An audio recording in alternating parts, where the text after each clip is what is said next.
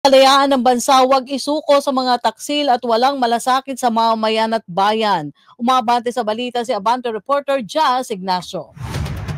Huwag nating isuko ang kalayaan sa mga taksil at walang malasakit sa mamamayan at bayan. Ito ang naging laman ng pagbati para sa 127th Independence Day ni Vice President Sara Duterte. Ngayong araw ng Huwebes, Hunyo 12, ayon sa pahayag ng bise, bunga ng tunay at wagas na pagmamahalang ng mga bayaning Pilipino sa ating bansa at ang magiting nilang paninindigan laban sa pang-aalipi ng mga dayuhan ang tinatamasang kalayaan ng mga Pilipino ngayon.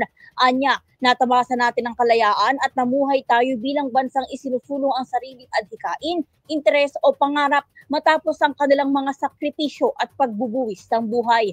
Ayon pa sa Vice Presidente, ang araw ng kalayaan ay pagkakataon hindi lamang upang ipagdiwang ang kalayaan, kundi upang paalalahanan din sa ating tungkulin na bantayan, pangalagaan at ipagtanggol ang bansa sa lahat ng panahon. Ang pagyakap anya sa kultura ng pagkaalipin ay paglabastangan sa alaala ng ating mga bayani. Binanggit din ni Duterte ang mga hamon sa ating kalayaan gaya ng pagmamalabis at katiwalaan sa gobyerno, laganap na pinagbabawal na gamot, problema sa edukasyon, kahirapan at gutom.